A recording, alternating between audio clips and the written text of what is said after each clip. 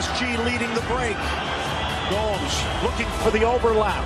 Alba inside. It's Messi! Outside, it plays it inside. Great tackle, but no, he's finished off by Jenny. It's a run from him, but it's Messi. It's Iniesta! Hello community, welcome back to another Barcelona match review. How have you all been doing?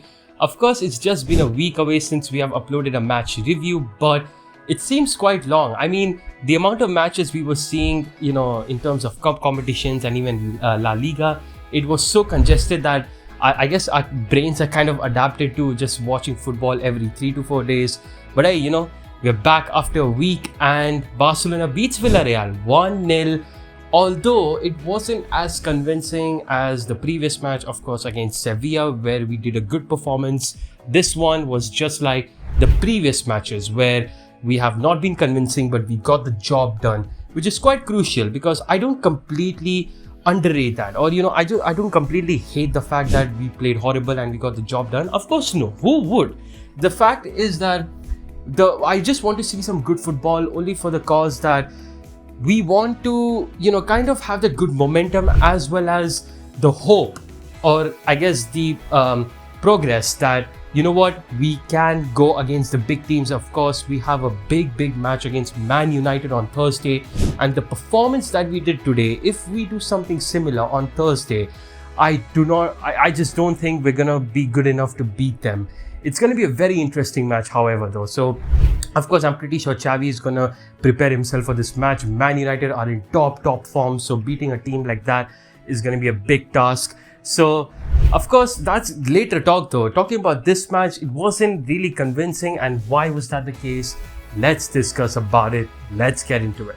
And let's begin with the starting 11. Shoutouts to Plus Barca, Ter Stegen in goal, our backline Balde, Christensen, Araujo and Koundé. Midfield 3, De Jong, Pedri, Kessie, and our front 3, Gavi on the left, Rafinha on the right, and Lewandowski up top. So just one change from the previous lineup. Of course, Jordi Alba was rested and Balde is back in the starting 11. But talking about that first half, and that first half was alright from Barcelona. Like, there were few chances from Barcelona, I think like 2 to 3 chances where it was big ones. Barcelona could have scored them. They missed one, scored one though. So it was all right from Barcelona in terms of offensive output. We could not have that much control into the match. Like, throughout the first half, I mean, it was really a share of spoil, between Villareal and Barcelona in terms of possession. We did not dominate them. It was very like 50-50-ish for Barcelona and of course Villareal. So we do not have a domination possession, and in this match, Xavi went a little bit different in his system. So of course, Busquets was injured and probably he won't be available for a long time, which really sucks. So of course, Kessie came on in this 11 and he gave a little bit different role to his team in this 11. Of course, our pressing style was a little bit different. We were pressing much more higher than we usually were. I mean, we do usually press high. It's not like we don't press high, but we don't press as high as we did today, because I think Xavi definitely maybe thought that Villareal on ball would definitely do amazingness, and I think he mentioned this in his press conference as well. Like, with ball, Villareal can do things good, and if in case we let them to have possession, they can cause problems. And to be honest, he was right though, because in this match as well, when Villareal were having possession, they were being dangerous. They were able to just pass through. Of course, they weren't always dangerous because we were as well doing good in terms of our pressing. Our pressing wasn't really horrible, but I think because of that, Xavi went with a strategy of pressing high, winning the ball high up top, and then start counter-attacks, which isn't usually our place because we usually do build-ups. But of course, we had to go a little bit of counter-attack in this match. But talking about like the system, so a little bit tweak was that because of the way he allowed his players to press high up top. So Kessie actually had a little bit different. So he actually was not exactly an interior in this game. In fact, he was kind of like playing as a double pivot with Frankie de Jong. The thing which I always wanted to see, because the thing is, I still kind of feel like the physicality of Kessie and everything just kind of give me a feeling that, a double pivot with Frankie de Jong would benefit a lot for Kessié. And he kind of did in this match, not exactly, but he kind of gave a backup for Alejandro Balde, because Balde used to press high up top. So to give him a backup, Kessié used to help him and mostly become like a left back to get that cover in the left hand side. So the Balde used to press, and just to cover up the space, Kessié used to drop deep in the left hand side, and also kind of have a double pivot with Frankie de Jong, who today as well, of course, we'll talk about him later as to how he performed. So I think this double pivot of Kessié and Frankie worked all right. It wasn't that bad. Of course, this allowed Pedri to go more up close and try to link up with, of course, Rafinha, Lewandowski, even Gavi. And there were a couple of chances, especially very early on in the first half. There was a very good through ball from Pedri towards Lewandowski. Unfortunately, Lewandowski could not finish it. Then there was a chance as well, like from de Jong, who gave like a dink inside the box to Lewandowski, but again Lewandowski could not finish. And then there was one, I think, of Rafinha, where he got like a through ball from Lewandowski, but he also was not able to finish it. So there were a couple of chances for Barcelona in that first half, but they could not really capitalize on it. And Villareal really made things complicated for us. While they were in possession, they were trying to slow up, but at the same time, with their one-touch passing, they used to suddenly switch on with their one-touch passing, which we see in few teams, in La Liga. But Villareal is one of them. Like, they go with possession and then suddenly switch up with that one-touch passing, like we had seen in the second half as well. Towards the end of the first half as well, there was like that moment, and it really was threatening for Barcelona.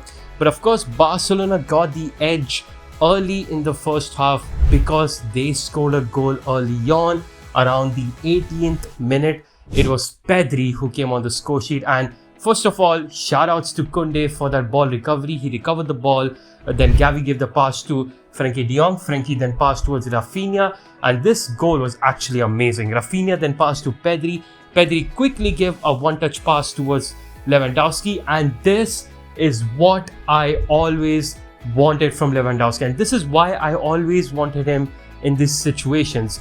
That killer one pass towards Pedri. Pedri made that run, hit that in, made it 1-0 for Barcelona. And this is why I always used to say Lewandowski has to stay connected, has to collab with players, and have some connections near the final third, because these killer one passes are absolutely brilliant from Lewandowski. We had seen it before, and today as well, near the final third, gives that amazing pass to Pedri and gets the job done. So this is what I'm saying, that understanding between Pedri and Lewandowski. And not only that, maybe we can get the same from Lewandowski and Gavi. It's just all about the combination, and this is how good it is. Like, that one-touch passing near the final third is what Lewandowski really excels at. And this is why I always used to shout him out that, Xavi should try this. And of course, Lewandowski did get into that opportunity and got the job done. So other than that goal though, Barcelona were all right. Villarreal had the chances, and of course there was many scuff situations where Araujo and of course the defense had to clear it out and get the job done. So it was all right from Barcelona. Like, I think up till 30th minute, maybe 35th minute, it was going decent from Barcelona, and then after that we were kind of lacking control. So yeah, and then of course Villareal, due to us lacking control, they were able to create chances, but not any dangerous chances though. So just like that, Barcelona ends the first half score being 1-0. Now the key players in that first half, first of all, big shout outs to Ronald Araujo. This guy overall, like in the whole game as well as in that first half, absolutely brilliant. What a rock in the back. Like, the tackles, the recoveries, the interceptions, everything. He was brilliant. He did not give any chance to Villareal, and also the offside traps that he was playing, the bluffs and everything, that was quite good as well from him. And you know what? Fair play to Araujo for his performance today. He was absolutely crucial for us winning this match, because he really saved our ass saved us from conceding some goals. Shout outs to, of course, Pedri and Frankie as well. Frankie, who has been in stellar form nowadays, once again gives another good performance in that midfield role, the double pivot role, defensively wise, as well as carrying the ball, progressing as he always does. Brilliant stuff. And Pedri as well, as always, being the cam player, the interior player, linking up with Lewandowski near the final third, getting direct, and yeah, good stuff from of course Pedri as well. And yeah, just like that, Barcelona ends first half, score being 1-0. Now let's talk about, of course, the second half. And the second half was pretty much, I guess, the same like it was in first half. Like, it was kind of spoils being shared between Barcelona and Villareal again in terms of possession. There were some chances being created from Barcelona in the second half, and quite dangerous ones, of course, from Villareal as well.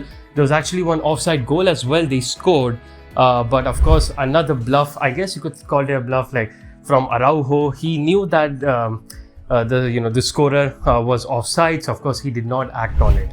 And there was a little bit scares going on from our defense, but Araujo, of course, saving us. He was just absolutely incredible in today's match. And Pedri as well, Frankie as well, they did the job. They were just progressing with the ball, tried to do the playmaking.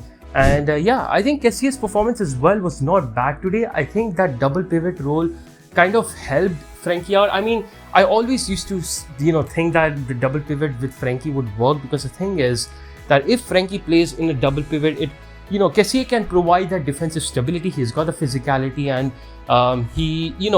if sometimes he has to go high up top, he can as well, making De Jong stay deep. At the same time, it could be vice versa. Casillas being deep, De Jong progressing with the ball, just like he likes to do. So it was kind of that scenario in today's match. And yeah, I mean, it just really was going all right for Barcelona. And second half, we were having close chances. There was one of Rafinha, I think, where Lewandowski gave like a through ball to him, and then he just about got away, like he could not score, finish it off. Then some subs came on. Actually, only one sub or two subs came on for Barcelona. Ferran Torres and of course Jordi Alba came on. And yeah, it just went like that. The second half, Villareal had quite scares, of course, for us. Like, they were getting really into the attack towards the end. We were not having much control towards the end. We had to be a bit patient, and we were losing the ball a lot as well. Like, the pressing of Villareal actually went quite good in the second half. They were targeting our players very nicely into the width. So for example, if Balde used to have on the left hand side, you would see like 2 to 3 players would jump up on him. So he didn't have any passing options, which would of course result in him getting dispossessed, and then they would start their counter attack, which of course Araujo was there to save us. But yeah, it was quite scary, of course, from Villareal. They could have easily scored a goal, made it a draw, but yeah, we got quite lucky, and we were, I think, not exactly lucky. A little bit fair props to, of course, the midfield and the team as well.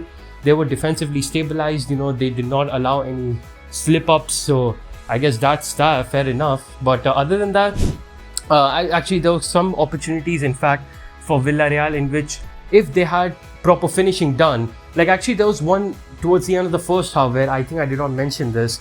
There was one where I think Pedri headed the ball towards Koundé, and then Koundé could not control the ball, so it went towards Morales. Morales then gave a run, and then of course he could not finish it. That was towards the end of the first half, and just like that there was some opportunities in second half, but finishing from Villarreal absolutely horrible. And yeah, we just did not have control, and this performance is kind of worrying me because we do not want to see this exact shit against Man United. Man United are going to crush us if in case we're not going to have any sort of course, patience or control. So it's going to be a bit problematic, but let's hope for the best. And yeah, for now, of course, Barcelona, with having 11 points lead over Real Madrid, wins against Villareal 1-0. Thank you so much for watching. Hopefully you guys enjoyed this video, and yeah, if you guys did, of course, make sure to like, share, subscribe, all that jazz. And yeah, Thursday, of course, the big match against Man United. I'm quite nervous and excited because yeah, I mean, it's a big team. Of course, if we beat them, we can of course have a good glory towards victory, or whatever you want to call it. But yeah, thank you so much for watching, and yeah, I'll see you guys next time, of course, on Thursday. Peace.